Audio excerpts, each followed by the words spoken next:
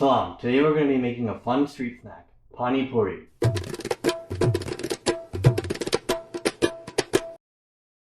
This one has a lot of names.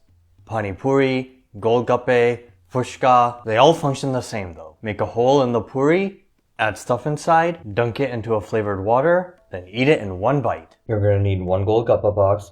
For the filling, 1 potato, 2 to 4 cups of water to boil it, 1 14-ounce can of chickpeas, a quarter of a red onion diced, 1 teaspoon crushed red pepper, 1 teaspoon chaat masala, and salt. For the tikka or spicy pani, 1 bunch cilantro, half a bunch mint, 2 to 4 Thai chilies, 1 inch ginger, 4 cups water, 1 teaspoon chaat masala, 1 teaspoon cumin powder, 1 teaspoon red chili powder, and salt. For the meetha or sweet pani, a quarter cup tamarind, 1 cup hot water to soak it, a quarter cup jaggery or brown sugar, 3 cups water, 1 teaspoon chaat masala, 1 teaspoon cumin powder, 1 teaspoon red chili powder, and salt. The two panis or flavored waters are essentially watered down chutneys. Spicy green and sweet and sour tamarind brown. I've seen all kind of different panis out there, but these two are the most common. In a bowl, add the tamarind and hot water. Cover and let soak for 30 minutes. In a saucepan, add the potato and water on medium-high and boil for 30 minutes.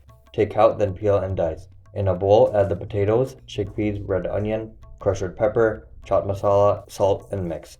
This will be the filling of the puris. In a blender, add the tamarind with its water and blend.